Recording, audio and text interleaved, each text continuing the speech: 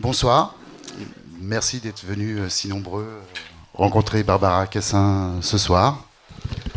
Barbara Cassin, nous vous remercions. C'est un grand plaisir d'être avec vous ce soir pour parler un petit peu de vos derniers ouvrages qui nous amènera à parler un petit peu de tous les autres.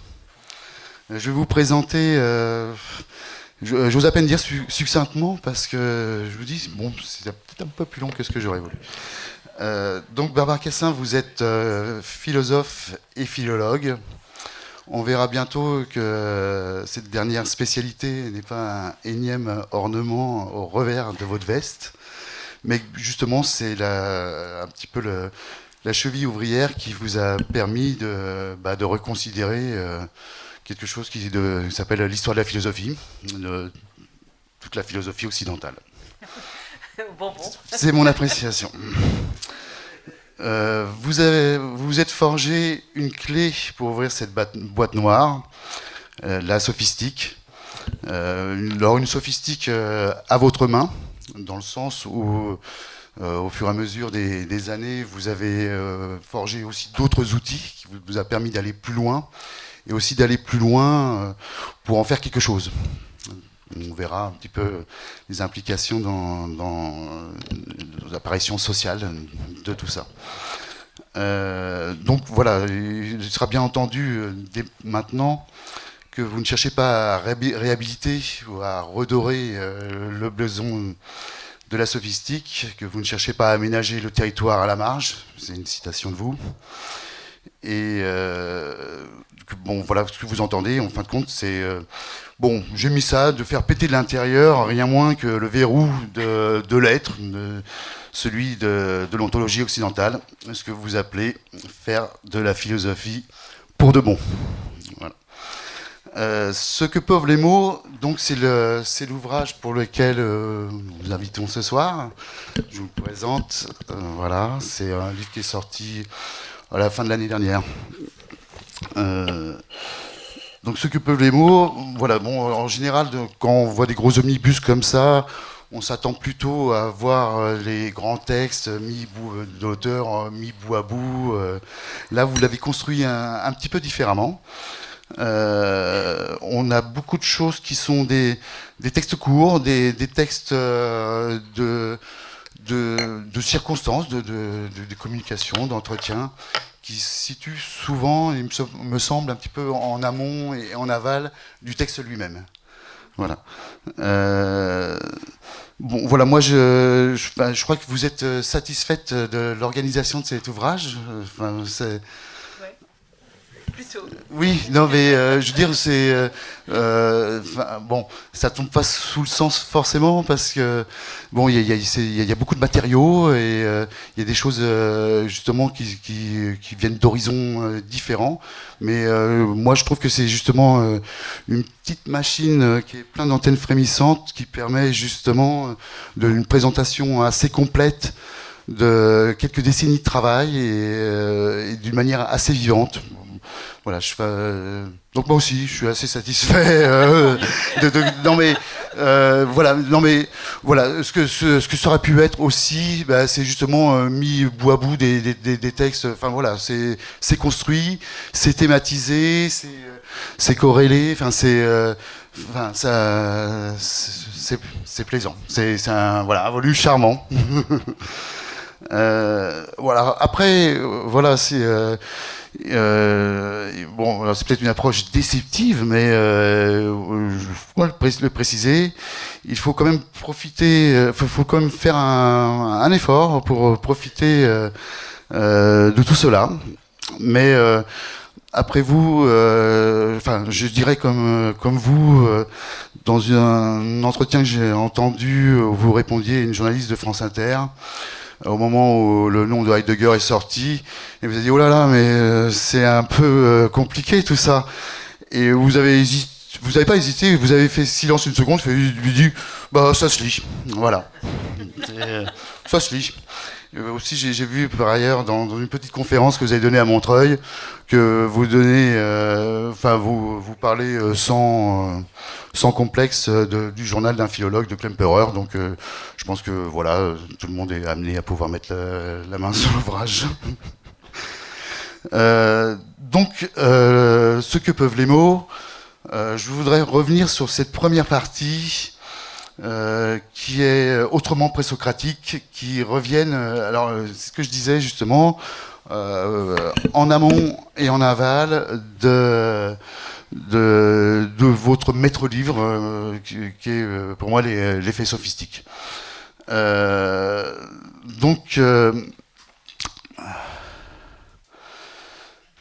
Voilà, donc j'avais mis un petit mot pour dire de quoi il s'agissait. Donc j'avais mis que c'était une tentative, voilà, j'aime bien les phrases comme ça un peu, pour faire dérailler la logique, celle donc de cette philosophie qui reconduit le mot au sens, du sens à l'essence, tout ça chapeauté par le principe de non-contradiction. Alors peut-être que tous ces termes ne sont pas serrés exactement dans le bon sens, mais bon, voilà, l'enjeu c'était un petit peu ça. Voilà, pour toute cette philosophie de l'être qui nous amène une anthologie toute pure et bien peignée. Voilà. Voilà, pour encore un petit peu appuyer ça, mais je pense que Barbara Cassin va pouvoir bientôt nous dire un mot. Vous dites, on a fait, c'est Aristote, vous parlez à un moment un peu de la malhonnêteté d'Aristote sur un point, d'un accident, une loi, avec la création d'une espèce de super instance de l'être qui phagocyte, à partir de là, toute la philosophie, et vous concluez, après Parménide, c'est plié, on ne parle plus. Donc vous reprenez le dossier, c'est là où voilà votre travail, au gré d'un renversement où vous êtes philosophe mais historienne de la philosophie, une histoire sophistique de la philosophie. Et pour reprendre la formule Walter Benjamin, vous prenez la philosophie du côté de la putain. Reprendre le dossier, ça veut dire pour vous, on a dit que vous êtes philologue, revenir au texte. C'est ainsi que vous offrez 3 traductions époustouflantes. La traduction sur la nature de Parménide, le Gorgias, le traité du non-être, et le livre Gamma de la métaphysique d'Aristote, donc qui figurent dans le texte, qui sont des textes là aussi compliqués, mais il y a tout votre appareil de notes qui sont très vivantes, où vous expliquez ce que vous faites, sur quoi vous butez, donc tout, et ça c'est des notes qui sont faites pour l'ouvrage, j'imagine. Ouais, et alors bon, c'est des morceaux, mais bon, après, de toute manière, vous vous rembrayez tout le temps. Enfin, tout ça, c'est toujours repris et permet d'avoir vraiment une compréhension. Bon, voilà, on suit bien. Et bien voilà, Barbara Cassin, c'est maintenant que je vais vous demander de résumer 20 ans de travail je sais pas, en 10 minutes. C'est beaucoup plus. Comment ? C'est beaucoup plus que 20. Oui. Donc bon, voilà, donc c'est cet ensemble. Comment vous pouvez reprendre tout ça pour nous expliquer un petit peu. Peut-être que d'abord vous pourriez peut-être nous dire ce que vous entendez par sophistique, comment vous la pratiquez et ce que vous en faites. Oui, en fait, peut-être que je parle là-dedans. Ouais. En fait, ce qu'il y avait de vraiment bien à faire ce livre, c'est que ça m'a permis à la fois de voir à quel point j'étais vieille. C'est-à-dire que ça fait bien longtemps que mon premier texte, il date, je sais plus quel... Enfin, je les ai datés. Parce que ce premier texte, c'est un poème. C'est des poèmes, c'est un livre de poèmes qui s'appelle quand même « Initiation à l'explication de texte ». C'est-à-dire que c'est un poème de philologue, si vous voulez, vous voyez, et de philosophe. Alors, je ne sais plus la date, mais je vais quand même la retrouver. mais je l'ai écrit quand j'avais 20 ans. Donc j'en ai plus de 70. Donc c'est pour ça que je dis qu'il y a beaucoup plus que 20 ans. Oui, bien sûr. C'est quelque chose. Et c'est quelque chose, faire ce livre, ça m'a permis à la fois de me rendre compte que j'avais, au fond, toujours dit la même chose, mais qu'en même temps, si j'ose dire,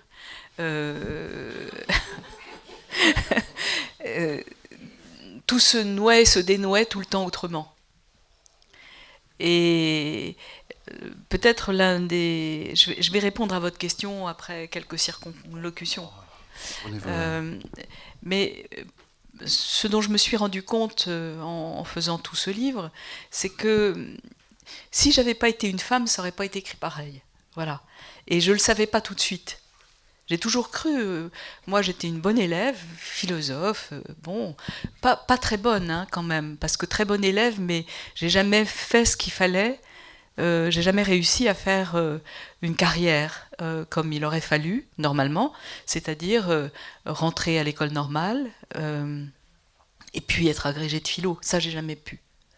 Donc, ce que je pouvais pas faire, c'était aussi parce que j'étais une femme, parce que après tout, rentrer à l'école normale, c'était un truc épouvantable. Passer 10 fois l'agrégation de philo, c'est ce que j'ai fait en 68, c'était ridicule, c'était aberrant. Je me souviens de la dernière fois où je l'ai présenté. Je venais d'avoir un bébé et donc je le raconte dans une histoire parce que de temps en temps j'écris des histoires aussi. J'ai entendu, je le nourrissais et je l'ai entendu qui pleurait dans le couloir parce que mon compagnon me l'apportait et le lait s'est mis à couler sur la copie. Vous voyez, et donc ça, c'est des choses qui ne s'oublient pas. C'est au fond tout est balayé par le fait que je suis une femme qui en 68 a commencé à comprendre ce qui se passait dans le monde, vous voyez, c'est à la fois c'est très situé aussi et qui aujourd'hui comprend pas très bien comment ça se fait que tout d'un coup il y a eu une reconnaissance, c'est-à-dire que les choses se sont inversées, au lieu que ça soit tout le temps moi qui demande, tout d'un coup on me demande, voilà. Et ça, c'est très caractéristique de ce qui se passe ici en France, je crois. Il y a un moment, pouf, un point de bascule. Et je voulais simplement parler de ça parce que c'est comme ça qu'on peut comprendre ce livre aussi, Très si bien. vous voulez. Donc il y a un point de bascule, tout d'un coup, on m'a dit est-ce que vous accepteriez d'être médaille d'or du CNRS? Ah oui, bon, d'accord. Et vous savez, on serait content que vous rentriez à l'Académie française. Ah bon, très bien, parfait, voilà. Bon, et on ne sait pas trop comment les choses se font. Et donc, ce livre, c'est un livre qui récapitule les choses depuis très longtemps pour essayer de comprendre comment les choses se font. Voilà. Alors, en effet, mon premier point d'accroche philosophique, c'est le rapport, je dirais, à la langue grecque. Et c'est à la fois philologique, philosophique, tout ce que vous voudrez, ça détermine tout. C'est-à-dire que c'est la première fois que je me suis rendu compte que, oui, je parlais une langue et qu'il y avait des langues. Parce que c'est pas en apprenant de l'anglais ou de l'allemand que je me rendais compte que je parlais une autre langue. L'épaisseur de langue, je l'ai comprise, ni avec le latin, je l'ai comprise avec le grec. Parce que là, il n'y a plus rien qui est pareil. Et pourtant, on peut dire des choses, on peut dire les mêmes choses, on traduit. Mais justement, rien n'est pareil. Et la première chose qui n'est pas pareille, c'est le mot pour dire dire. C'est comment on dit discours. Donc là, il s'est passé quelque chose quand je me suis mis à comprendre pourquoi c'était pas pareil. Quand on dit discours en grec, il y a un mot, logos, que les latins ont génialement traduit de deux manières drôles. Enfin, quand on veut bien traduire et que c'est très difficile, on fait un jeu de mots. Eux, ils ont fait un jeu de mots, ils ont traduit ça par ratio et oratio. Raison et discours. Et logos, ça veut dire ça. Ça veut dire que quand on parle, eh bien, on parle grec et que on est un homme parce qu'on est rationnel. Tout ça ne fait qu'un. parler, penser et parler grec. Ça, c'est une chose très, comment dire, très puissante et très dangereuse. Parce que qu'est-ce qu'il y a à part ça? Ben, il y a des barbares. Et moi, je m'appelle Barbara. En fait, je m'appelle Laure Sylvie Barbara. Et j'ai choisi le nom de Barbara, je ne sais pas pourquoi, parce que ce prénom-là, mes parents m'avaient donné ces 3 prénoms, et le prénom de Barbara me plaisait plus. Bon. Et Barbara, ça veut dire blablabla. C'est ça que ça veut dire. Barbaros, c'est ça. Donc c'est le bruit que font les gens qu'on ne comprend pas. Et les Grecs, ils commencent à dessiner ça tout de suite, c'est-à-dire à la fois c'est les hommes par excellence, ceux qui parlent par excellence, ceux qui pensent par excellence, et c'est comme ça que naît la philosophie, la démocratie, beaucoup de choses naissent en Grèce. Et en même temps, eh ben, il y a ceux qui ne pas, ceux qui ne sont pas grecs, ceux qui ne parlent pas grec, ceux qui ne pensent pas, dont on n'est pas tout à fait sûr que ce soit des hommes, en tout cas ce n'est pas des hommes comme nous, c'est des barbares. Et vous voyez, c'est peut-être là le lien entre, alors j'y arrive, entre la sophistique et les articles que j'ai pu écrire à la fin. On m'a demandé à un certain moment si je voulais faire des articles toutes les semaines dans l'UMA, j'ai fait. Avec grand plaisir, sauf que c'est épuisant de faire un article par semaine, même tout petit. Hein, donc j'ai arrêté assez vite. Mais le lien, c'est qu'est-ce que c'est qu'un autre? Qu'est-ce que c'est qu'un barbare? Qu'est-ce que c'est que quelqu'un qui n'est pas comme soi et dont, après tout, normalement, on ne veut pas? Et ça, c'est vraiment un point qui m'a conduite à m'intéresser à la sophistique, et à m'intéresser à la traduction, et à m'intéresser aujourd'hui, par exemple, j'ai fait dans l'association que je dirige, qui s'appelle Maison de la Sagesse Traduire, j'ai fait des glossaires de l'administration française, vous voyez, des glossaires bilingues, pour ceux qui arrivent et ceux qui accueillent et ceux qui sont accueillis. Donc tout ça est absolument lié. Alors, qu'est-ce que c'est qu'un sophiste? Alors il y a des très belles définitions, tiens, je les donne là, au début si je ne me trompe pas, au début de l'effet sophistique, je donne les définitions qui sont dans le Lalande.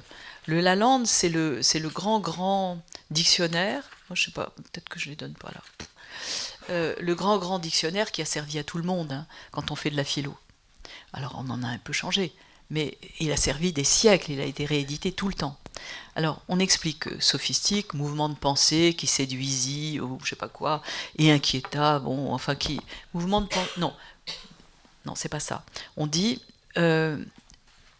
mouvement de pensée en Grèce, représenté par les sophistes. Bon, et je reviendrai sur ce mot. Et puis ensuite, il y a...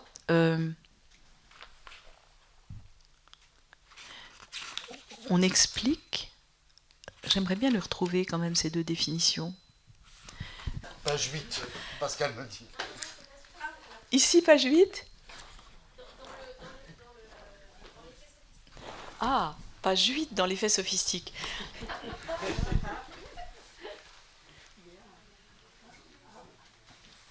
Voilà. Sophistique, substantif. Ah, merci 1000 fois. Ensemble des doctrines, ou plus exactement, attitude intellectuelle des principaux sophistes grecs, Protagoras, Gorgias, Prodicus, Hippias, etc. B. Nom commun. Se dit d'une philosophie de raisonnement verbal, sans solidité et sans sérieux. Voilà. Alors là, vous voyez, vous avez la même chose que logos barbare. On va parler correctement, on est des bons philosophes, on fait de l'histoire de la philosophie. La sophistique est un ensemble de doctrines, voilà, qui s'est passé à un certain moment, au IVe siècle, 5e siècle avant Jésus-Christ, ça va.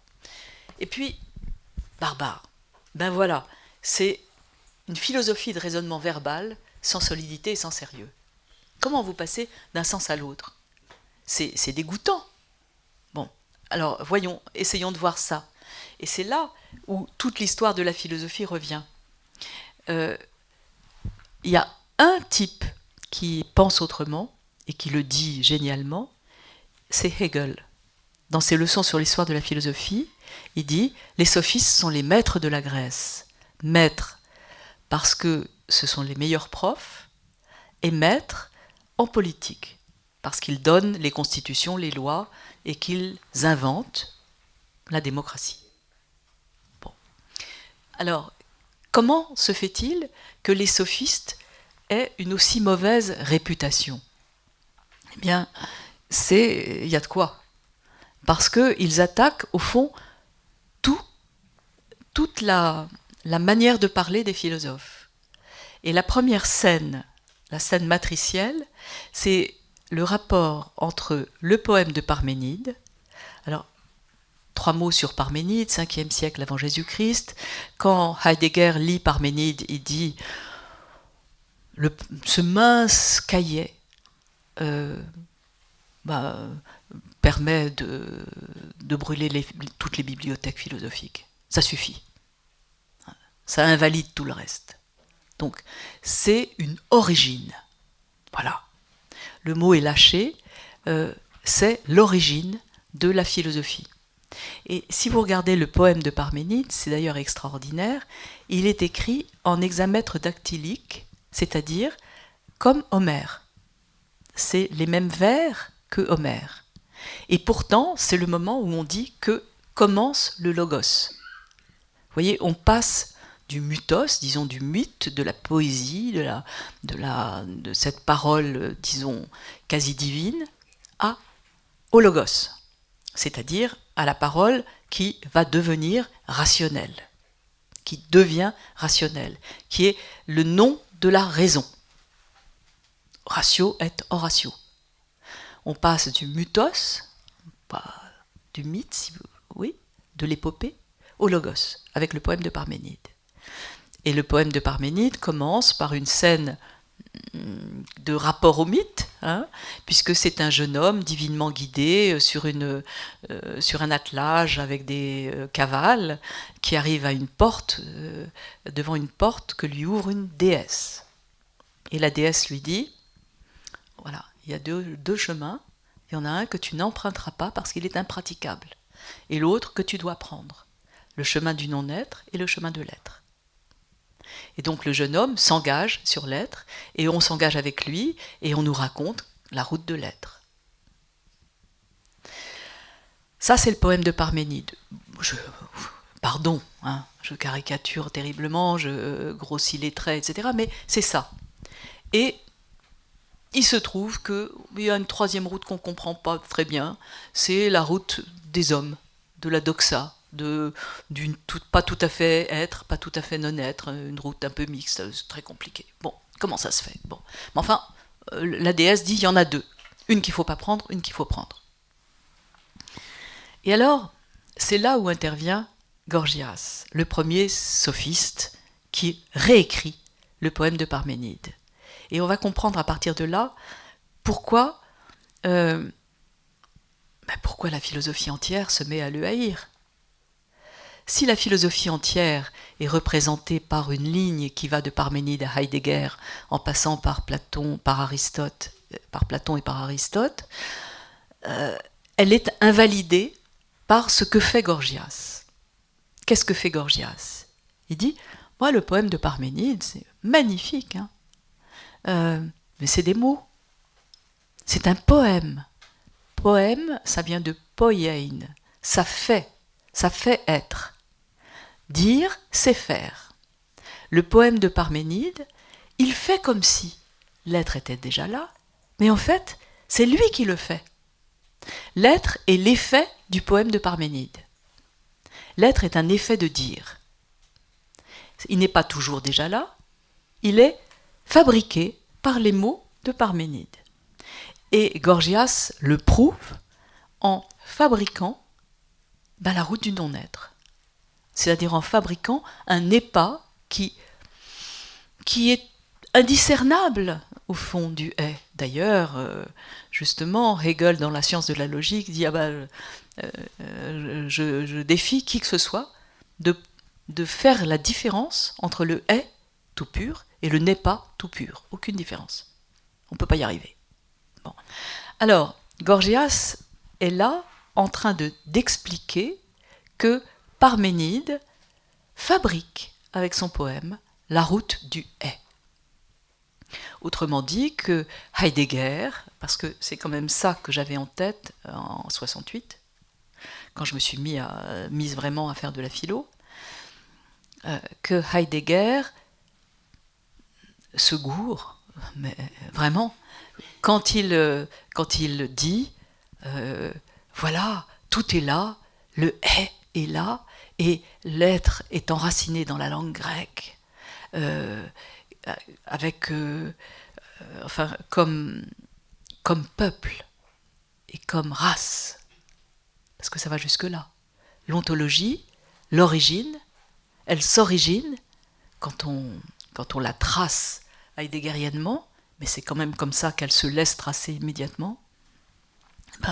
Elle s'origine dans une race et dans un peuple. Et c'est très compliqué. Vous voyez, le point, au fond, tout mon travail a été d'essayer de déraciner, d'une certaine manière, la langue grecque. C'est-à-dire de l'empêcher de s'enraciner dans une race et dans un peuple. Et de faire quelque chose qui, avec l'aide de ce que la langue grecque et la philosophie grecque nous permettent de penser, quelque chose qui travaille autrement la différence grec-barbare. Donc la différence, disons, philosophe-sophiste. Parce qu'elle passe là aussi. Et ça, ce n'est pas facile. Mais ça commence à devenir possible quand on étudie les textes de près. C'est-à-dire quand on commence à lire Gorgias. Gorgias montre, dans son traité du non-être, qui est une réponse exacte au traité sur la nature ou sur l'étang de Parménide. Lui, il écrit sur le non-étang ou sur la nature. Il fait un traité contre un poème, si vous voulez. Et il montre que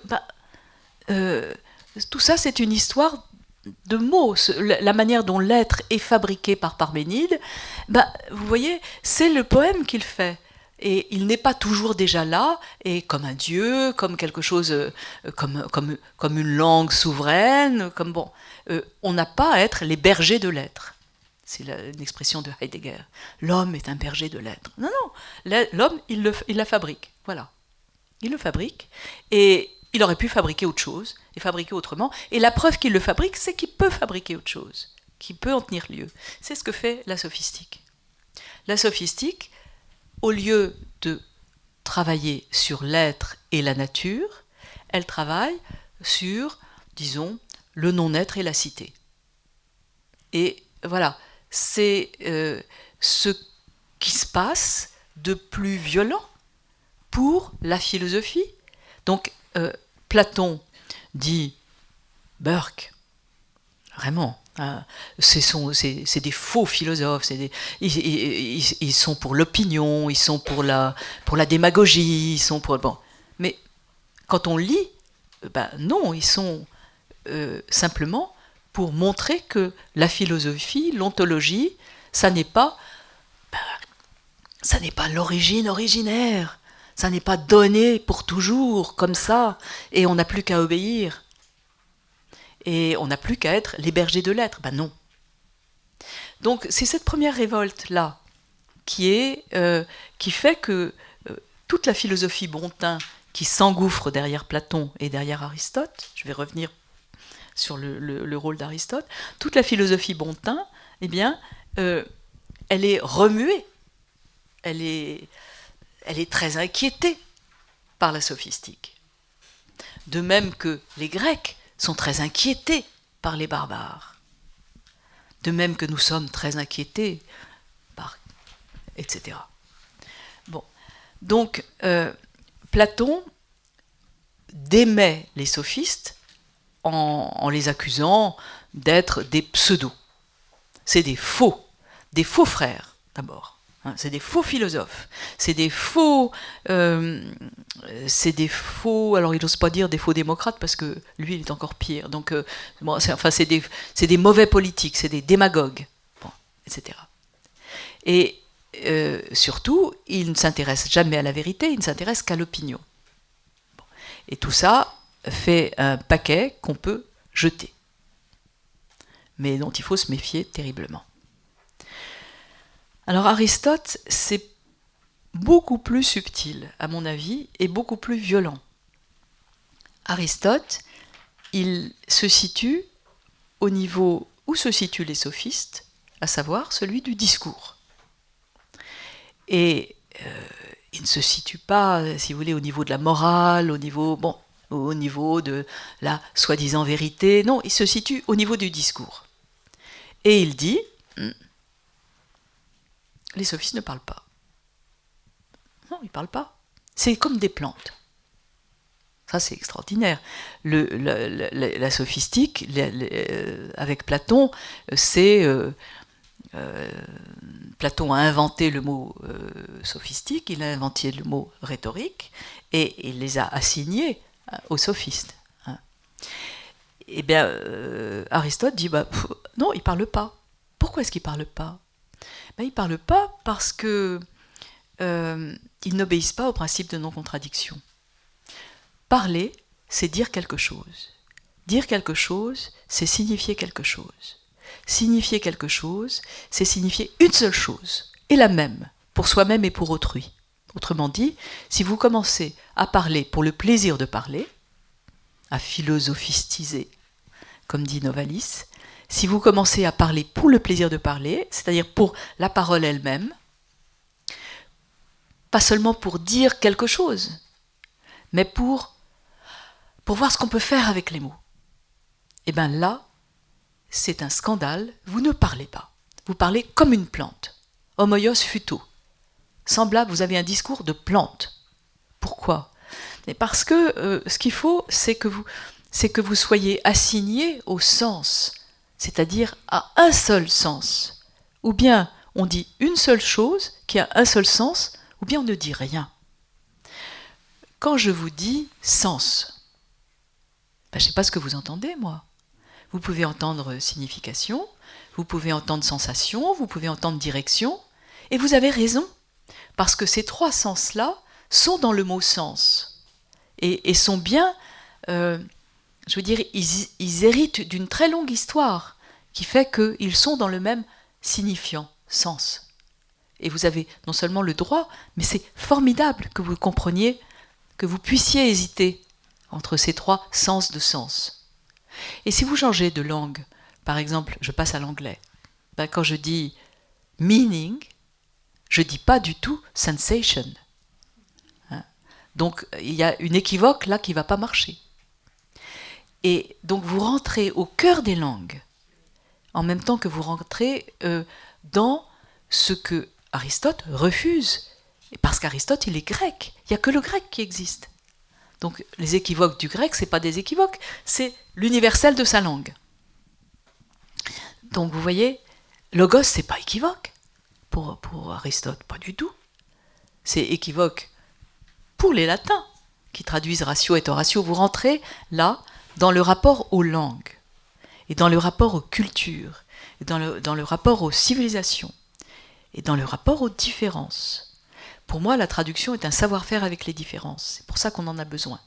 C'est le très très bon modèle pour la philosophie d'aujourd'hui, et pour les humanités d'aujourd'hui, et pour la politique d'aujourd'hui. Bon.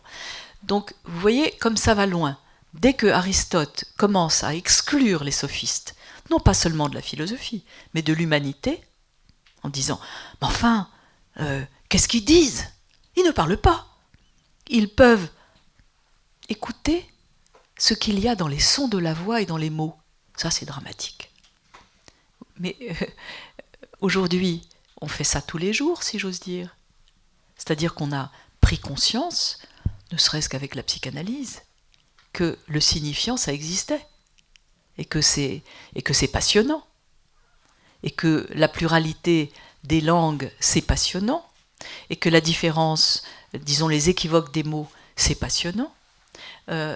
Jacques Lacan, vous savez, le grand psychanalyste illisible, il dit une chose très lisible quand même. Il dit une langue, entre autres, n'est rien de plus que l'intégrale des équivoques que son histoire y a laissé subsister. Je trouve ça génial. Hein, ça veut dire, vous voyez bien la différence entre le français et l'anglais, on peut le prendre autrement, hein, mais l'intégrale des équivoques que son histoire y a laissé subsister. Donc vous voyez pourquoi, m'intéressant à la sophistique, je peux m'intéresser à la psychanalyse, je peux m'intéresser à la traduction. Et donc, d'une certaine manière, tout part du rapport entre Parménide et Gorgias. Gorgias disant, mais tu parles, tu fais semblant de trouver l'être comme toujours déjà là, l'être, l'ontologie, nous bergers de l'être, etc. C'est toi qui le fais.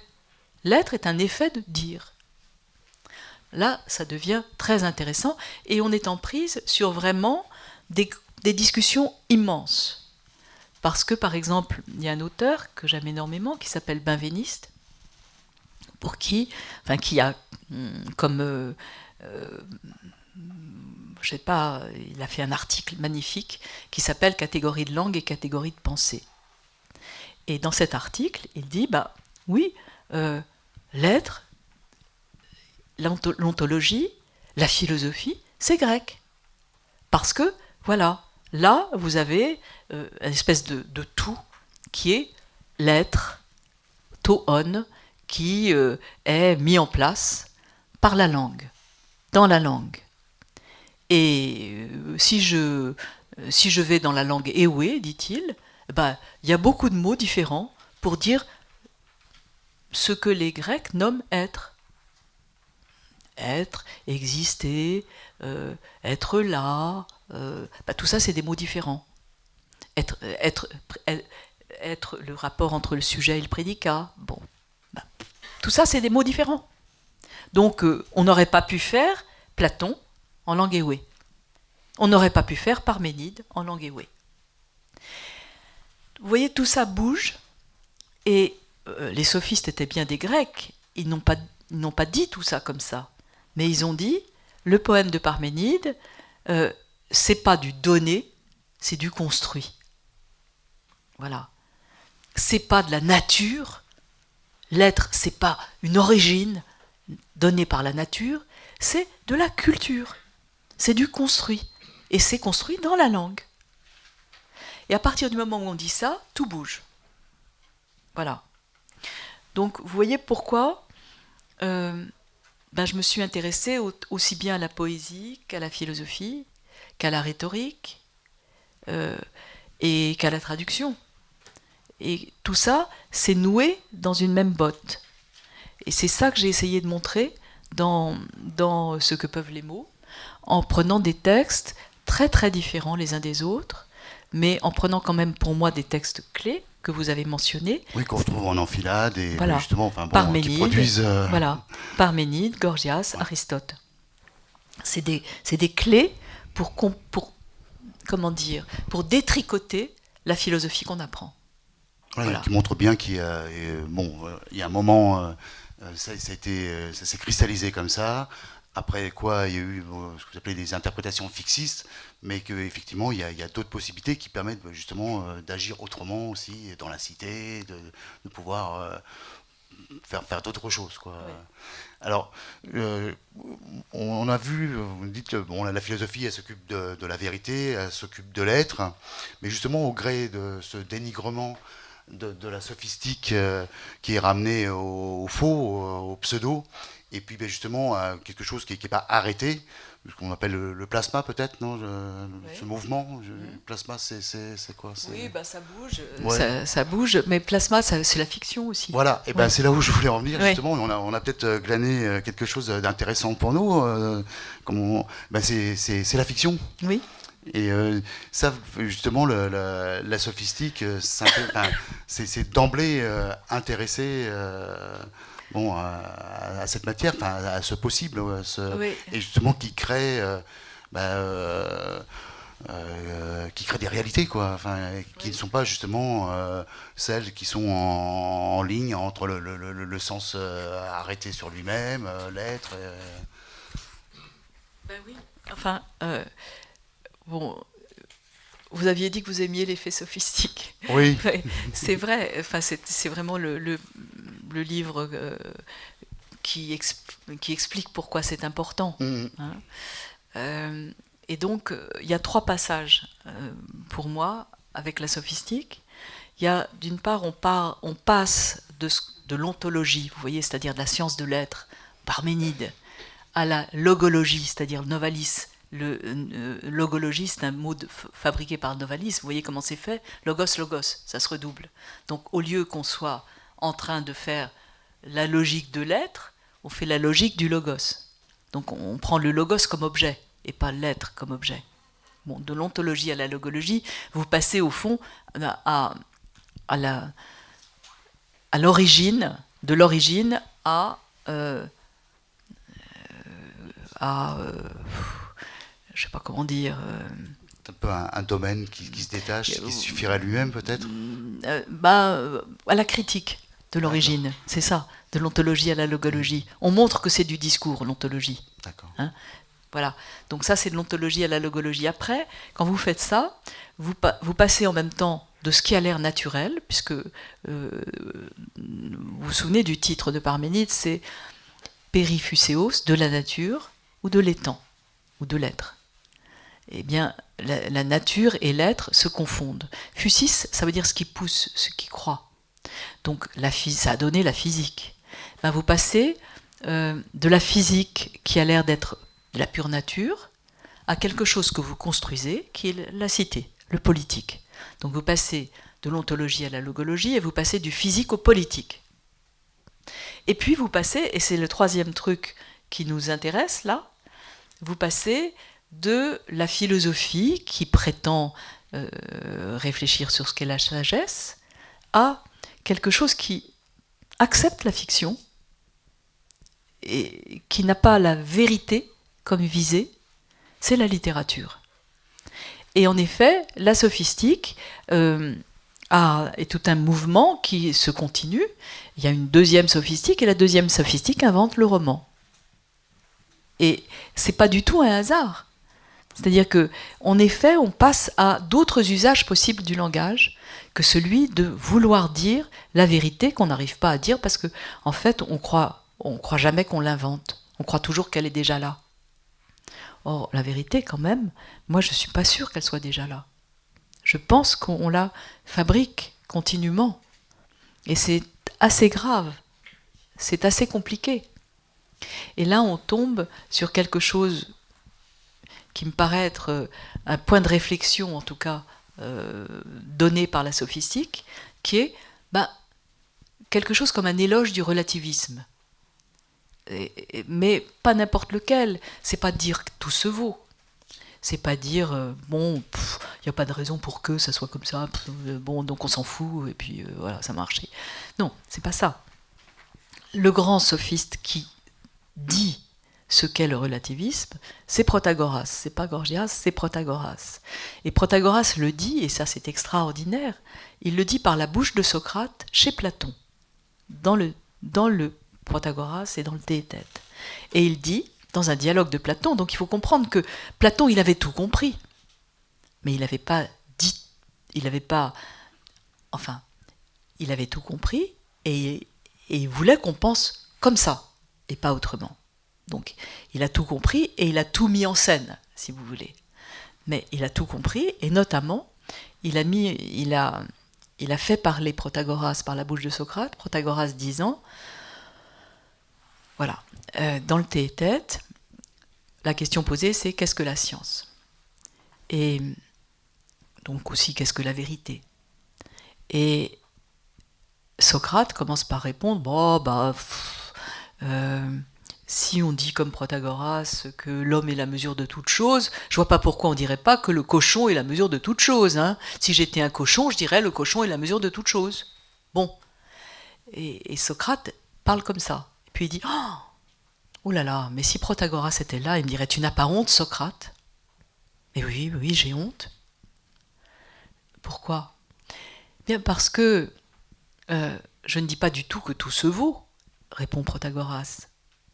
Dit Protagoras, Socrate, qui pense voilà, qui se méfie de ce qu'il a dit d'abord. Hein. Non, je dis que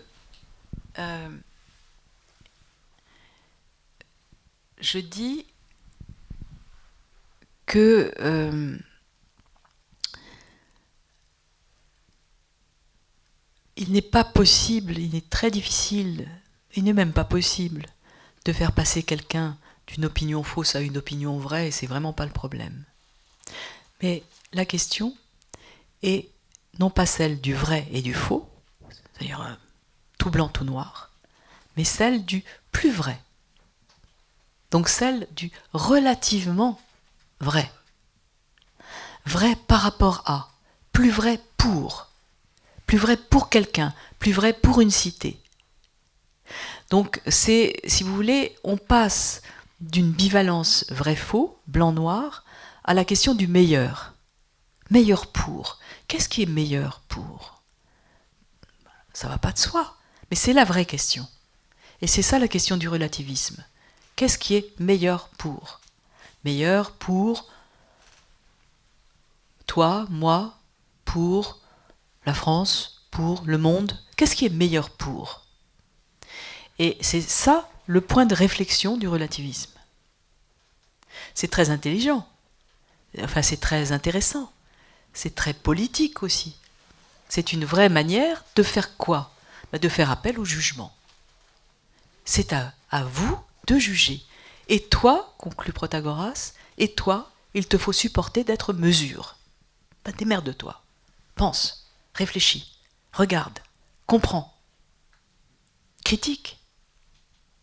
À toi de jouer.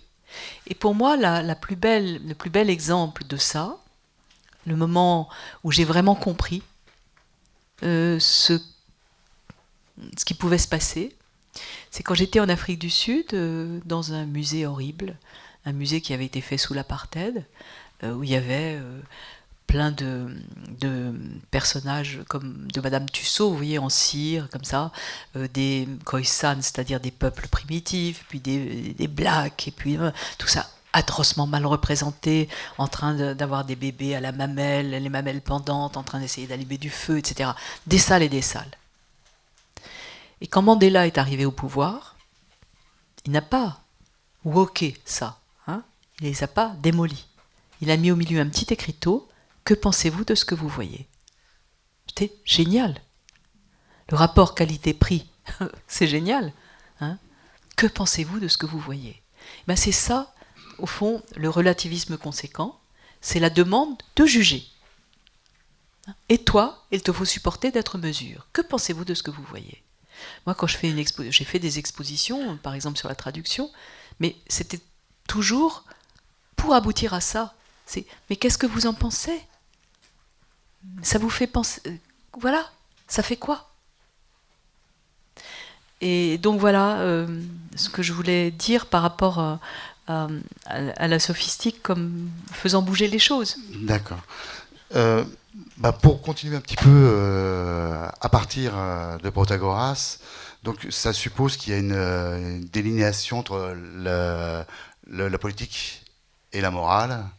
Si on n'est plus dans l'absolu de la vérité, si on passe du pire au meilleur, c'est qu'effectivement, toute morale et politique ne sont plus corrélées. Oui, on peut dire ça. Oui, d'accord. Enfin, morale, politique et philosophie, je veux dire, c'est simplement qu'il n'y a plus un blanc et un noir. D'accord. Il faut juger. C'est pareil pour la morale, pour la politique et pour la philosophie. Est-ce que c'est une leçon de la sophistique ou d'emblée c'est parce qu'on apprend le premier jour, on met les fesses sur le banc à Sciences Po? Je pense à cette phrase de Haron que je pense avoir entendu citée par Philippe Reynaud. Oui, ça c'est bien possible. Qui dit la politique est, dans le pire des cas, immorale, sinon au quotidien, elle est amorale. Oui, d'accord. Non, mais c'est pas la même chose. Enfin, on peut parler des rapports entre morale et politique, c'est vrai. Moi, ce qui me paraît important, c'est de comprendre qu'il n'y a pas un bien et un mal, mais qu'il y a un meilleur. Oui, oui. C'est ça. C'est ça. J'ai bien compris Hein? l'idée générale. Mais Oui. justement, c'est quelque chose qui, pour moi, achoppait un petit peu, Oui. où j'avais du mal à l'articuler par Oui. rapport à des connaissances préalables, justement, Oui. pour pouvoir... je dis, effectivement, je l'entends, mais est-ce que c'est pas alors, je ne vais pas parler d'essence, évidemment, de la politique, mais la politique telle qu'elle se pratique depuis toujours, finalement. Enfin, sauf quand on veut nous en rendre compte et où, effectivement, on se gargarise de grands mots, effectivement, sur la vérité, sur tout un tas de choses comme ça. Oui. Oui, on peut dire ça. D'accord. Ouais. Mm. Moi, Ok. je serais bien d'accord. Enfin, je veux dire, je me méfie beaucoup de la morale. Oui, oui, oui. Encore plus que de la politique. D'accord. Ok. Bah, toujours un petit peu sur le... Bon, là, on est sur la politique, le politique, ce qui, pour vous, pour moi, j'appelle la philosophie et la vie, hein, qui permet de pouvoir justement agir dans la cité. Vous parlez. Alors, entre-temps, vous aurez construit tout un tas d'autres outils avec les performatifs, avec Austin. J'étais assez intéressé par ce que vous disiez sur le consensus. De pluralité justement qui ne reconduit pas à, bon, alors à une seule solution, hein, Oui. de construire des consensus avec des pluralités, disons, non homogènes, quoi. Oui. Et ça, vous en parlez aussi avec Hannah Arendt. Oui. Est-ce que vous pouvez peut-être nous en dire un mot? C'est un sujet que je trouve assez intéressant aujourd'hui. Oui. Ben, déjà, il y a deux modèles de consensus, à mon avis, déjà chez les Grecs. Hein. Et Aristote est toujours beaucoup plus près des sophistes. C'est pour ça qu'il les dézingue beaucoup mieux aussi. Mais il est plus près de la sophistique en politique. Alors, pour Platon, une cité, c'est un organisme avec une tête, un ventre, des jambes, et ça doit être... Donc, il faut donc obéir au tout. Il faut être la bonne partie. Il faut accepter d'être une partie. Hein, et ça n'a rien à voir avec la totalité, la partie. Il faut être vraiment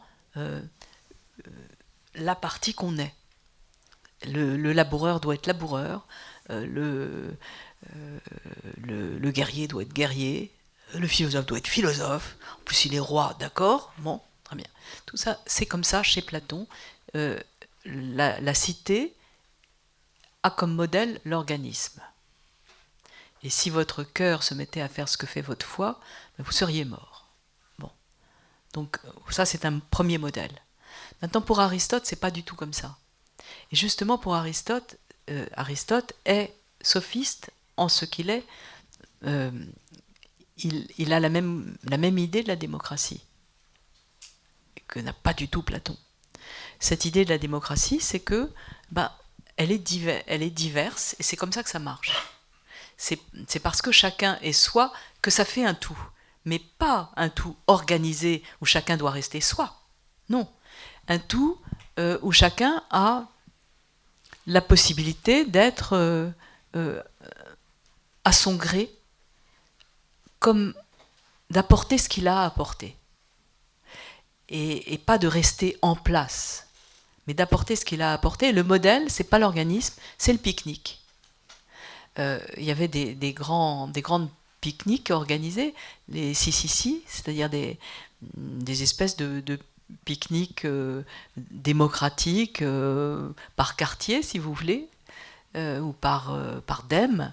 Et chacun devait apporter ce qu'il a. Et si tout le monde apportait des tomates, ça allait être dramatique, évidemment. Donc, il fallait que chacun soit différent et qu'apporte sa différence. Mais pas en restant à sa place, en les combinant toutes. Et ça, c'est un autre modèle quand même. Oui, oui, Hein? C'est un autre modèle de consensus. C'est là où je voulais vous emmener. Hein? C'est là où je voulais vous emmener. Oui, c'est ça. Voilà. Donc, avoir fait la forte tête. c'est pas l'organisme, c'est le pique-nique. Ça, c'est très beau. Et bon, le pique-nique fait que Athènes, ça se dit oi Athénaioi, les Athéniens. C'est un pluriel. Donc voilà, et pour les sophistes, Aristote est, sur le plan du politique, tout à fait sur la même longueur d'onde que la sophistique. Et complètement opposé à Platon. Qu'est-ce que vous me demandiez autre chose ? Non, pour ce point-là, c'est ce que je voulais savoir effectivement. Oui.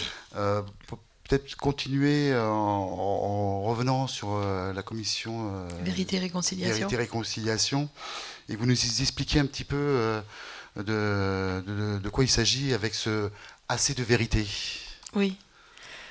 Alors, la commission Vérité-Réconciliation, c'est ce qui a été inventé par Mandela et par Tutu pour faire en sorte qu'il n'y ait pas un bain de sang à la fin de l'apartheid. C'est un truc absolument génial. Alors là, mais en même temps, ça ne suffit pas. Mais il s'agissait de fabriquer un passé commun et de faire en sorte que tous ceux qui avaient intérêt à ne rien dire aient intérêt à dire. Donc, vous voyez, quelqu'un qui avait tué 20 personnes, normalement il le cache. Là, il fallait qu'il le dise. Pourquoi ? Pour être amnistié. Tout ce qui était dit était amnistiable et amnistié. Et c'était ce qui était caché qui était susceptible d'être puni. Et la commission Vérité et Réconciliation, c'est fabriquer un passé commun en mettant tout ce qu'on voudrait cacher en commun. Qu'on ne puisse jamais dire on ne savait pas. Et donc mettre ensemble toutes les horreurs, les faire entendre, et de manière à ce qu'on puisse partager ce qui s'était passé. Parce qu'il faut comprendre qu'il y avait des tonnes d'archives détruites, que personne ne savait où était passé son fils, enfin vous voyez, les morts. Bon. Donc savoir pour partager. Et là, il s'agissait non pas de dire, il s'agissait de dire tout ce qu'on avait à dire, tout ce qu'on pouvait savoir, mais comme dit Tutu, ça n'est pas la vérité, c'est assez de vérité pour qu'on arrive à construire le peuple arc-en-ciel. La vérité, on ne peut pas. Mais assez de vérité pour fabriquer un passé commun, on peut. Et c'est comme ça qu'on va faire. Ça, c'était assez beau. Et alors, la définition de l'amnistie, c'est la liberté en échange de la vérité. Quand vous dites les choses, à ce moment-là, elles sont amnistiables et amnistiées par un jury. On voit bien comme ça a pu être dur d'entendre des choses atroces et de savoir qu'elles ne seraient pas punies. C'est pas du tout facile. Et quelle était la punition alors ? C'est justement de le dire. Je me souviens d'une scène, parce que j'étais là-bas à ce moment-là, qui m'a beaucoup marquée. Il y avait toutes les mamas de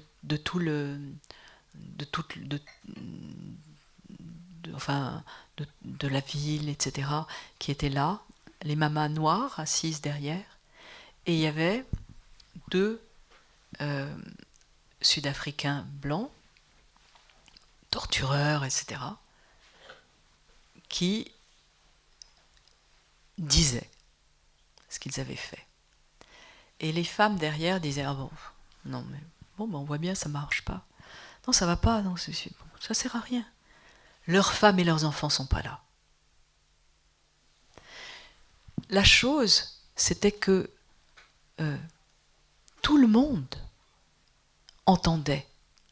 D'ailleurs, il fallait que tout le monde entende. Et la punition, c'était aidos, la honte,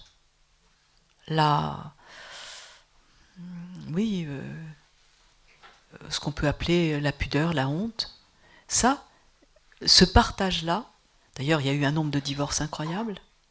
Ce partage-là était suffisant, comme il n'y avait pas d'autre punition, si vous voulez. Et c'est Toutou qui disait qu'est-ce que vous voulez qu'on fasse d'autre? Si on ne veut pas tuer, si on ne veut pas enfermer tout le monde en prison, il faut qu'on entende ce qui s'est fait. Et la honte, c'est une très grosse punition. Et ça, en même temps, ça se partage. Et vous voyez, dans le mythe de Protagoras, qui explique qu'est-ce qu'il y a au fondement d'une cité, il dit, il y a aidos et dikais. Aidos, c'est la honte. C'est le partage du regard. Le regard de l'autre, la conscience du regard de l'autre. C'est ça qui fait politique. C'est aidos, la conscience du regard de l'autre. Et dikais, c'est la juste répartition. Deiknumi, on montre à chacun sa part et on répartit au plus juste. Bon.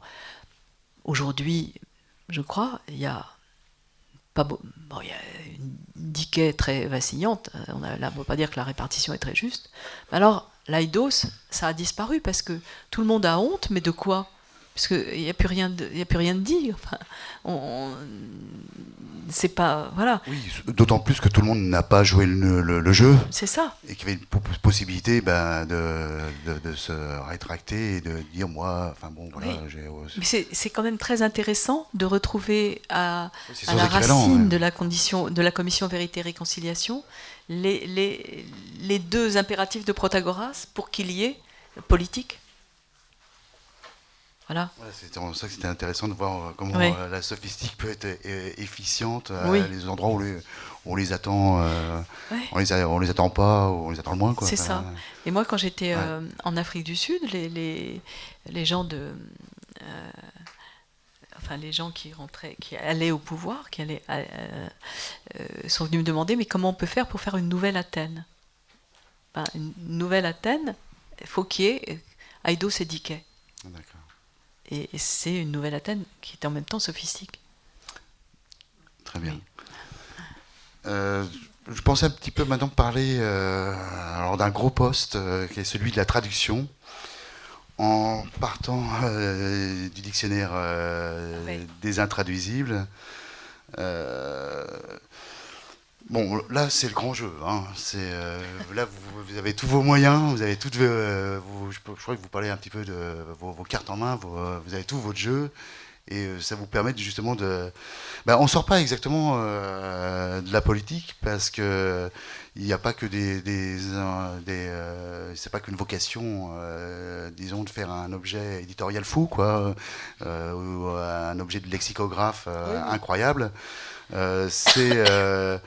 Il y a l'idée alors bon, peut-être que je grossis encore une fois, mais de construire une espèce d'Europe culturelle, et puis surtout de trouver des alternatives au Golobish et ce qu'on avait parlé avec Heidegger, d'un espèce de nationalisme anthologique qui ressortirait de la langue, quoi.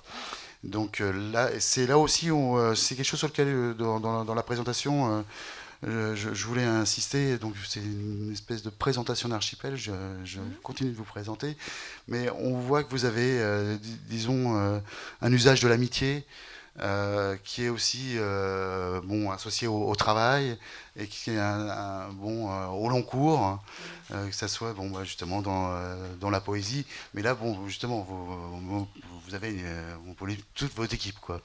J'ai tout un tas de choses, je peux les citer, mais je pense que je sais que vous allez en parler sans que je le dise. Je sais pas, non. Peut-être. Non, mais bon, je voulais parler un petit peu de... bon, il y a eu des intuitions qu'il peut y avoir eu avec Humboldt, justement cette phrase de Lacan, et puis ce concept qui vient au départ de la poésie, je crois, la traduction qui est bon, justement, qui parle de la traduction avec sur le champ sémantique, sur l'aura du sens, et tout ça, c'est bon, bon, ça reboucle avec quelques-uns de vos leitmotifs, qui est philosopher en langue, et bon voilà, plus d'une langue, quoi. Est-ce que vous pouvez nous présenter ce grand travail?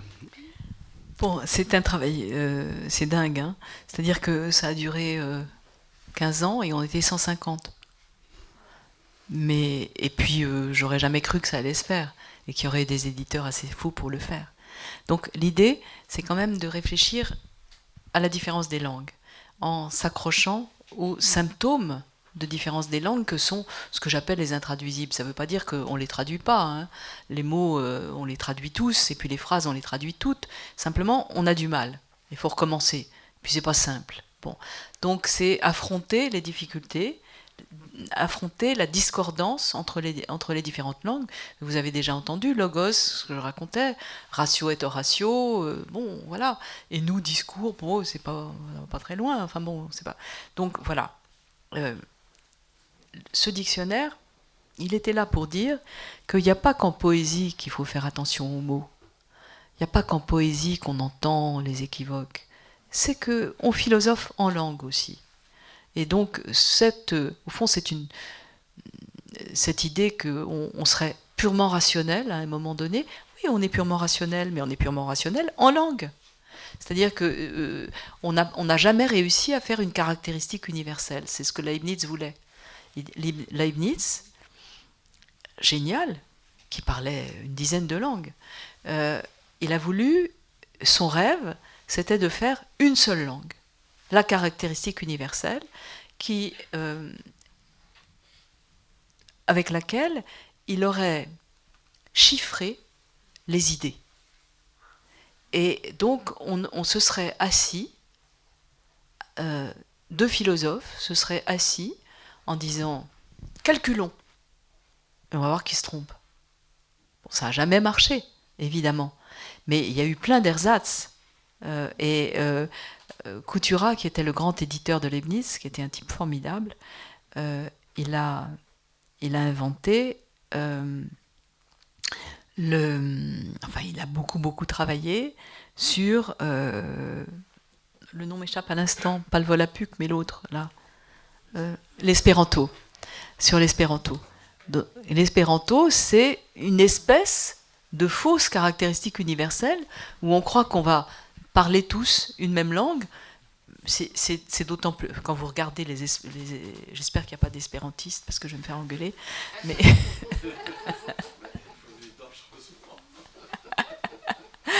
Mais vous voyez, l'espéranto, c'est fabriqué quand même pas du tout comme une langue universelle, c'est fabriqué avec des racines latino, machin, et bon, aucun chinois n'a aucune chance de parler espéranto, il n'y a aucune raison. Bon.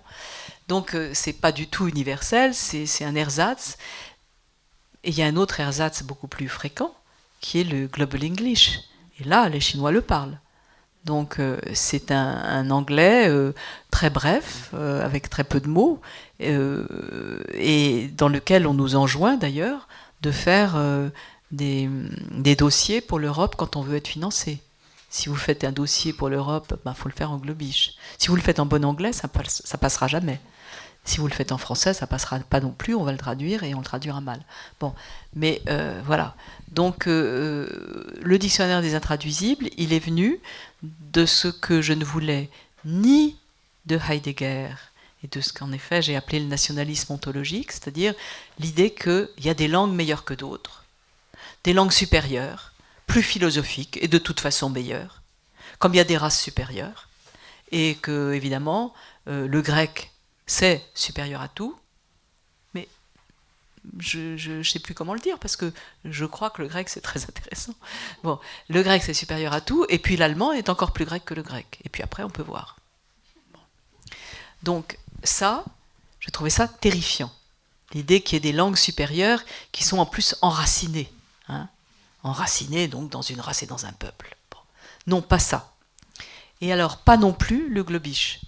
C'est-à-dire une espèce de non-langue qui gomme les différences et qui fait que on n'a plus d'identité culturelle, d'identité langagière, qu'il n'y a plus possibilité de rester entre des choses, de comprendre la diversité. Il n'y a plus de diversité. Donc, ni nationalisme ontologique, ni globish, qui est une tendance forte de l'Europe et du monde. Donc, un dictionnaire des intraduisibles, c'est-à-dire des symptômes de différence des langues, il n'y a que des manques dans ce dictionnaire. Moi, j'ai pris les symptômes qui nous gênaient. Nous avons pris à 150 les symptômes qui nous gênaient. Et nous avons pris des symptômes philosophiques.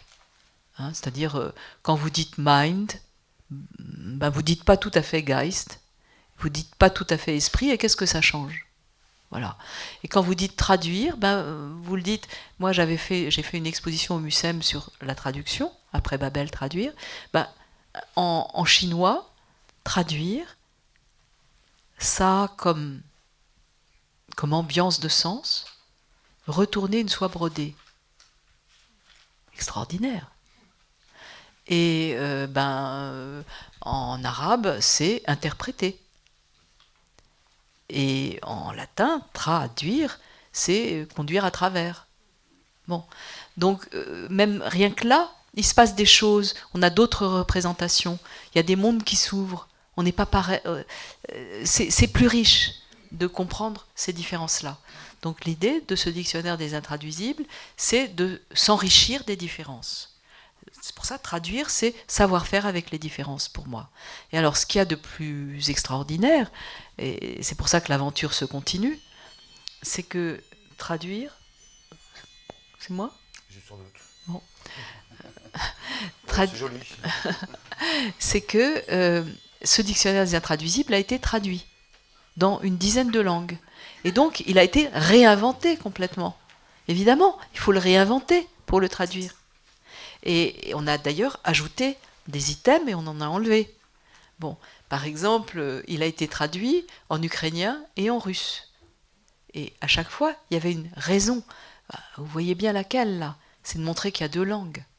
Et les Ukrainiens, ils ont rajouté Maïdan comme intraduisible. Parce que c'est très bizarre, ça veut dire place. Bon, ça va pas très loin, sauf que maintenant, ça veut dire autre chose. Bon. Ou bien, il y a des bouts qui ont été traduits en hébreu. Voilà. En hébreu, ils ont choisi, par exemple, un mot extraordinaire qui est Erev Rav. C'est pas du tout extraordinaire. Dans la Bible, ça désigne ceux qui suivent les Juifs quand ils sortent d'Égypte, donc des peuples amis. Et puis aujourd'hui, en Israël, enfin, dans l'hébreu contemporain, il y a un petit tiret entre Erev et Rav, et ça veut dire ennemi de l'intérieur. Bon, voilà. Donc vous voyez, ce dictionnaire des intraduisibles a été traduit et s'est enrichi de nouveaux items auxquels je n'aurais jamais pensé. Donc c'est une énergie, c'est une œuvre qui n'est pas du tout close. C'est une énergie, une direction de travail. Alors, qui ramène aussi à la traduction, c'est un petit peu ce que vous avez entrepris avec Google Moi. Alors, c'est un livre formidable pour comprendre un petit peu le comment ça marche. Oui. Mais je m'arrêterai plutôt sur un seul point. Si j'ai bien compris, à un moment, à terme, ce qui vous intéressait aussi là-dedans, c'est l'idée de pouvoir donner un peu la béquille à la machine et de fournir justement, à un moment où on était un mot à mot avec une langue pivot qui était l'anglais. Bon, après, c'est un petit peu évolué, mais justement de pouvoir induire toutes ces idées d'aura de sens. Donc c'est quelque chose qui vous intéresse et qui est pas forcément, on n'attend pas de Barbara Cassin qu'elle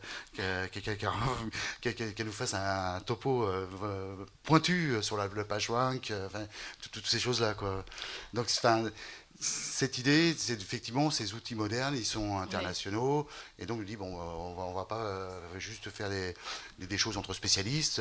Ça serait intéressant qu'il y ait des gens qui regardent un petit peu et pour là aussi passer du pire au meilleur peut-être. Ouais. Ça m'a passionné en effet. J'avais envie de comprendre comment ça fonctionnait Google. Et donc j'ai commencé, par exemple, je vais vous donner un exemple. J'ai mis dans Google Translate, j'ai mis Et Dieu créa l'homme à son image. Je l'ai traduit en allemand, puis j'ai traduit l'allemand en français, puis j'ai traduit le français en allemand, puis j'ai traduit l'allemand en français. Au moment où ça s'arrête, c'est-à-dire où on obtient toujours la même traduction, j'ai obtenu en français Et l'homme créa Dieu à son image. Hein, assez passionnant. Et j'ai fait le même truc avec l'anglais. Et au moment où ça arrête de bouger, j'ai obtenu Et Dieu créa l'homme avec son image. Bon. Alors, c'est très intéressant. Évidemment, maintenant, vous mettez Dieu créa l'homme à son image, c'est parfaitement traduit. Hein, parce que, évidemment, toutes ces machines engrangent les fautes et les difficultés et du coup en font enfin les rectifient. C'est pareil, si vous voulez, j'avais fait traduire le Corbeau d'Edgar Poe dans la première traduction que j'avais eue par Google, on avait la volaille. Bon, alors tout ça n'existe plus. Mais ce qui est très intéressant, c'est de savoir qu'est-ce qui a fait que ça déraillait. Donc, de réfléchir à comment ça se passe. Et aujourd'hui, en effet, vous avez vraiment raison. Ce qui m'intéresse aujourd'hui dans ce domaine, c'est les traductions faites par l'intelligence artificielle. Et la manière dont ça bouleverse tout. Parce que ça traduit plutôt très bien. C'est-à-dire, pas toujours. Mais moi, je me souviens d'avoir fait, il n'y a pas longtemps, j'avais une conférence à faire aux États-Unis. Ils m'ont demandé de faire une conférence sur un livre qui n'était pas traduit. Bon, j'ai mis des bouts du livre, je les ai fait traduire par Google Translate en anglais. C'était impeccable. Je me suis dit, ben je ne sais plus écrire. Hein, parce que s'il se débrouille aussi bien, c'est grave. Bon, donc, bref, ça marche très bien et pas tout le temps. Donc, il s'agit de savoir qu'est-ce qu'on peut faire pour... Au fond, mon idée, c'est de faire une intelligence artificielle augmentée par l'intelligence humaine. Au lieu de dire que l'intelligence artificielle va augmenter l'intelligence humaine, on va augmenter l'intelligence artificielle tout le temps, mais c'est l'intelligence humaine qui va augmenter l'intelligence artificielle. Et aujourd'hui, par exemple, j'ai un projet fou et qui ne verra pas le jour, etc., mais que j'ai appelé le projet ECHO, du nom de Umberto Eco, qui dit « La langue de l'Europe, c'est la traduction ». Bon, j'ai un projet un peu fou qui est de faire un wiki des intraduisibles, de manière à signaler à l'intelligence artificielle que là, il y a des problèmes. Et si vous regardez, c'est comme ça que font d'ailleurs, c'est comme ça que font les interprètes et les traducteurs en Europe aujourd'hui, et notamment la Cour de justice européenne, qui est à Luxembourg, avec laquelle je travaille, et qui a des juristes linguistes qui n'arrêtent pas de montrer la difficulté de passer d'une langue à l'autre, dans les 24 langues qui sont les leurs. Et il y a un corpus de difficultés. Et ce corpus de difficultés, c'est ça qui peut servir à nourrir vraiment intelligemment les machines qui vont faire notre boulot pour qu'on puisse en faire un encore mieux, encore plus. Je ne crois pas du tout qu'il faille se gendarmer à l'idée qu'on va être aidé par l'intelligence artificielle. Il va falloir qu'on aide l'intelligence artificielle à être plus intelligente.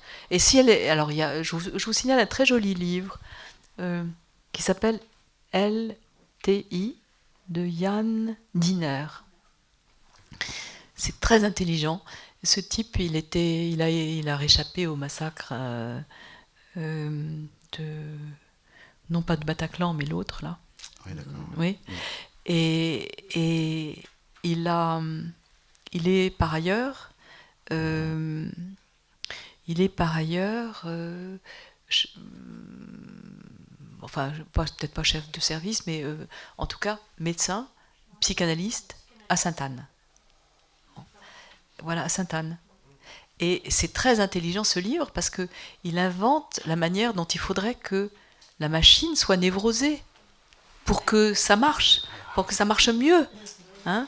Comme il faut que les enfants ne soient pas simplement, n'amassent pas simplement des connaissances, mais aient des troubles et des problèmes pour qu'ils apprennent, pour que ça avance. Bon, ben voilà. Donc c'est très intéressant, je trouve, de se dire que c'est nos manques, nos difficultés qui sont instructives pour l'intelligence artificielle. Voilà. Bien, bah, écoutez, Barbara Cassin, on n'a pas épuisé toute la matière de l'ouvrage, mais on est un petit peu au bout. Je vais peut-être vous proposer de prendre la parole, de vous adresser à Barbara Cassin. Est-ce que quelqu'un veut poser une question?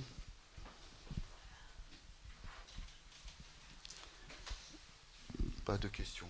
Quoi? Eh ben moi j'ai encore des questions. Mais si, il y en a. Ouais, ben je vois pas, j'ai pas les bonnes lunettes. Oui.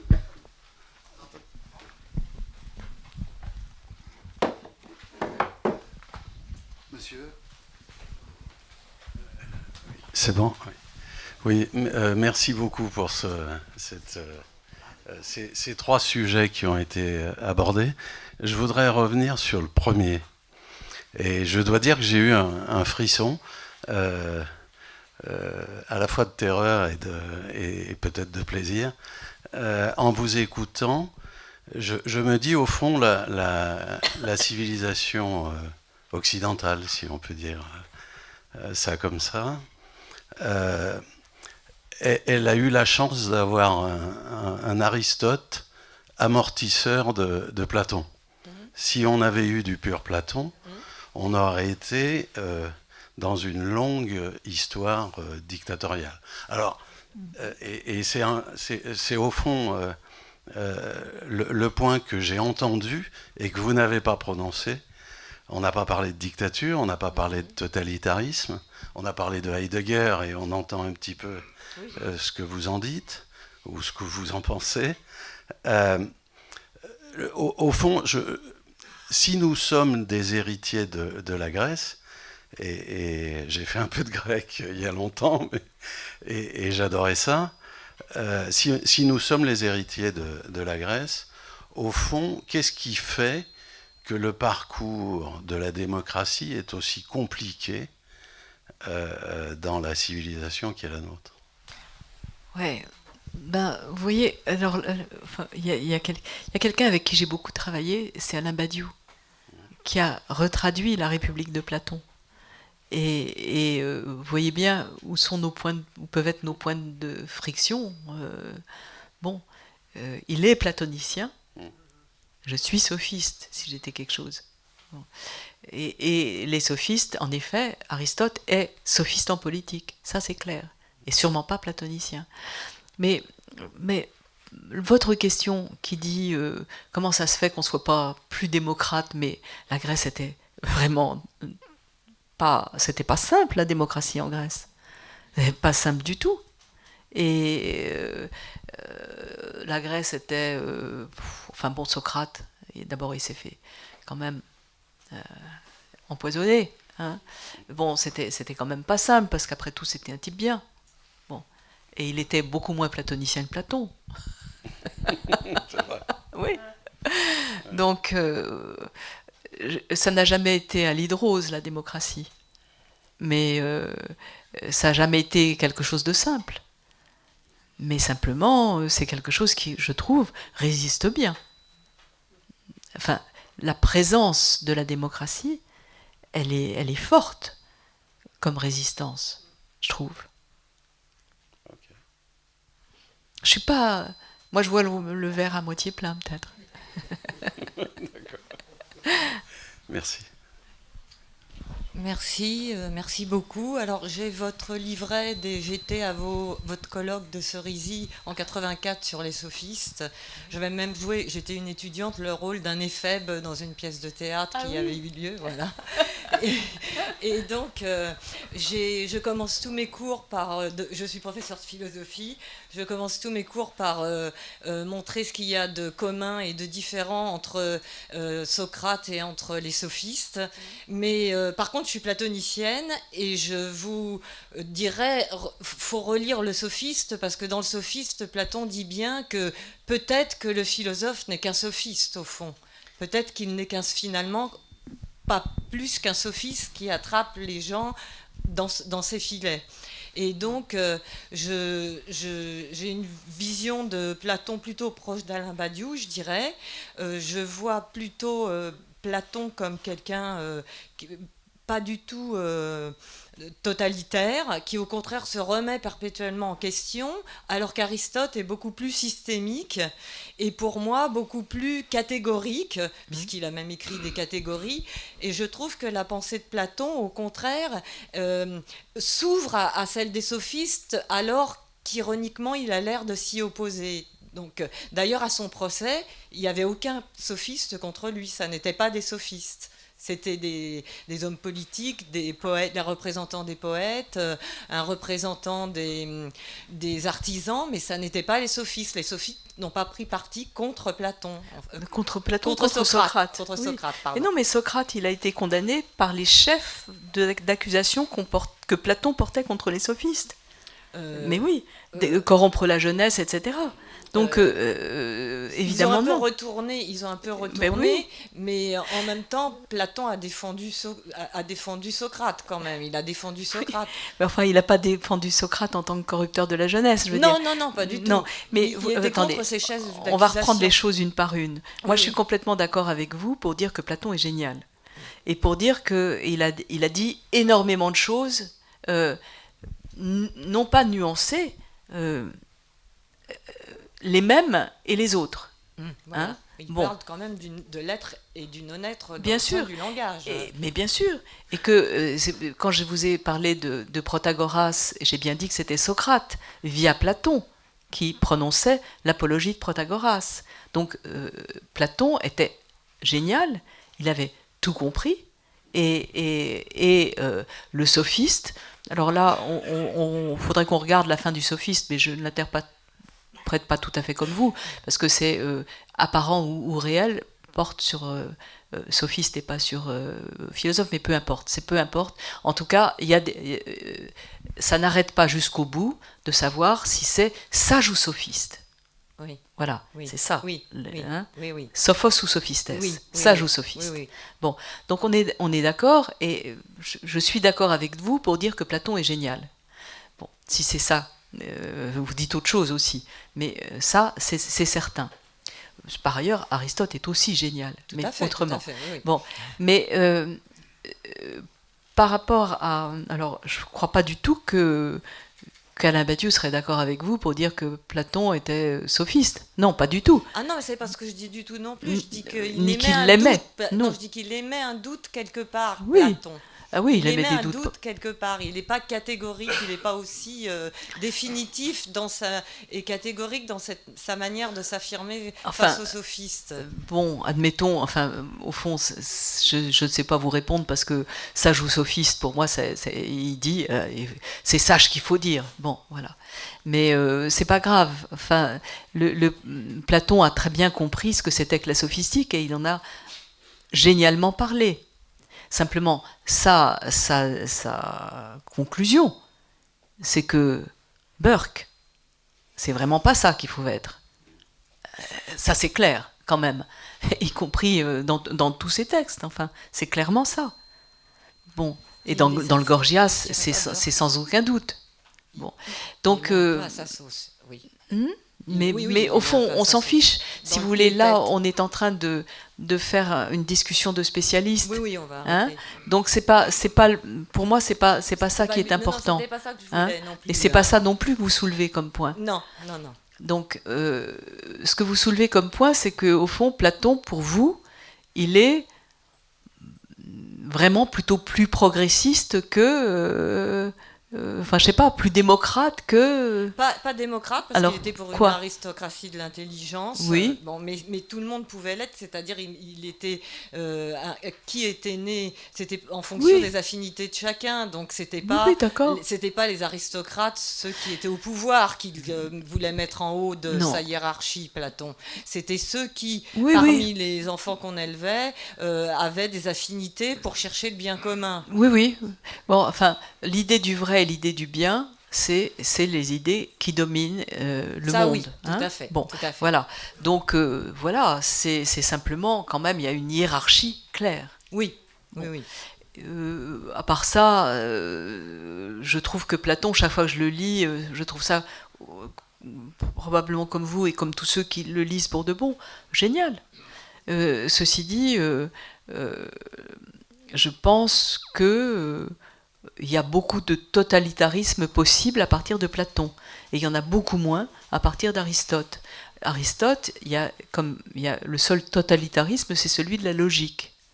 Bon, Platon, c'est bien celui de la politique. Voilà. Là, je trouve que si on ne le lit pas bien, je suis pas d'accord, moi. Bon, d'accord, d'accord, d'accord avec votre désaccord. Ça d'adorer vos ouvrages et de m'y intéresser passionnément. Hein, voilà. Voilà. Je ne vais pas non plus trop entrer dans une polémique spéciale. Oui. Je voulais juste défendre un petit peu Platon, voilà, pour que les gens ne soient pas, par rapport au monsieur précédent, non. ne soient pas dégoûtés de Platon. Ah bah oui, non, ne vous dégoûtez pas de Platon, c'est génial. Merci madame. Merci. Bien, Barbara Cassin, je vous remercie. On va dresser une petite table. Après, si vous voulez vous faire dédicacer un livre ou continuer un échange avec Barbara Cassin, c'est possible. Je vais vous demander seulement, pour terminer, de replier votre chaise et les mettre sur les côtés. Merci. Et puis, je vous souhaite encore une bonne soirée. Merci. Merci. Merci à vous. Un grand merci. Merci beaucoup. C'est moi qui vous remercie. Bonjour. On était ensemble à La Fontaine. À faire du grec. C'est l'un et puis l'autre.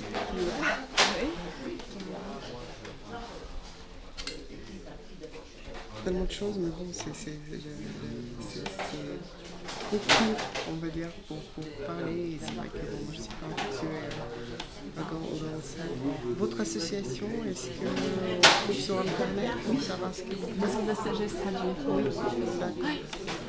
Merci beaucoup parce que c'est formidable parce que vous nous obligez de penser. Voilà, en dehors de l'intelligence artificielle.